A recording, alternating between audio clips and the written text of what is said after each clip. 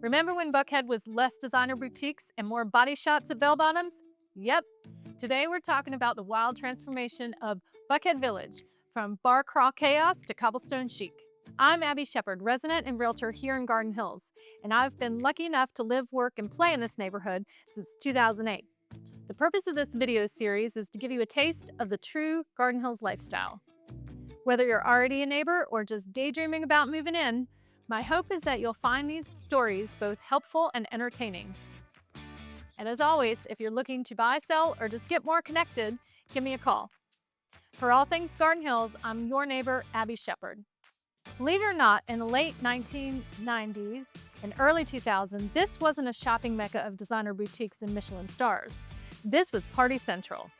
Buckhead's bar scene was legendary, so packed on weekend nights that you couldn't even drive down the street, literally. I still remember the first time I passed through here. It was Friday night college visit, and the streets were wall to wall with 20-somethings. Okay, let's be honest, some teenagers too. There were places like Bellbottoms, Bait Shack, Park Bench, Raccoon Lodge, The Far Side, Hole in the Wall, Moondogs, Michelangelo's, John Harvard's. I could go on. Dueling pianos, oysters, cover bands, pitchers of beer. It was wild. But with the good times came trouble. That party scene brought in crime. Most infamously, the Ray Lewis stabbing outside the Cobalt Lounge. That was the turning point.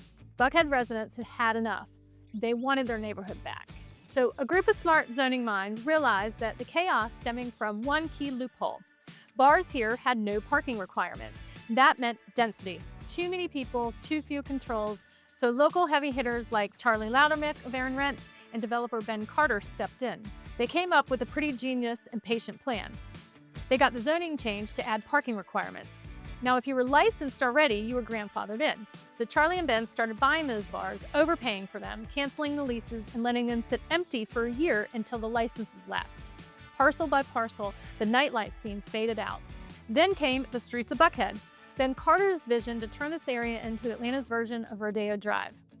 Ultra-luxury retail, fine dining, hotel residences, an upscale village that would completely transform the vibe.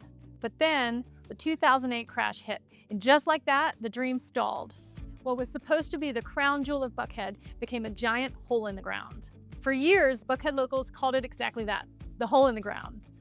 It sat unfinished and empty until California developer Oliver Michelin took over, and then eventually selling to Jamestown, the folks behind Ponce City Market and Westside Provisions, even Chelsea Market in New York City.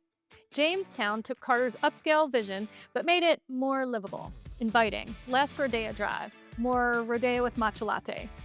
They added cobblestone streets, lush plantings, communal spaces, and they encouraged businesses where people can actually want to come and hang out.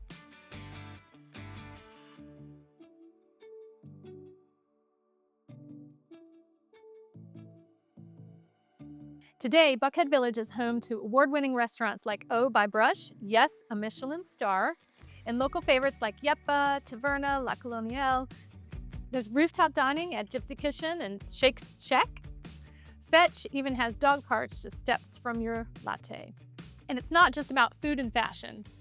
Jamestown Vision is about community, hosting live music, DJs, yoga, fun runs, floral festivals like Bodacious Blooms, and even a full-on German Christmas market.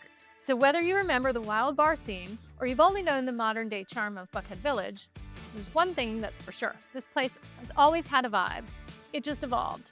And now it's the perfect mix of history, glamour, and neighborhood charm. Thanks for tuning in to the Garden Hills lifestyle. Be sure to like and subscribe for more deep dives into the places that make Buckhead and Garden Hills such a special place to live.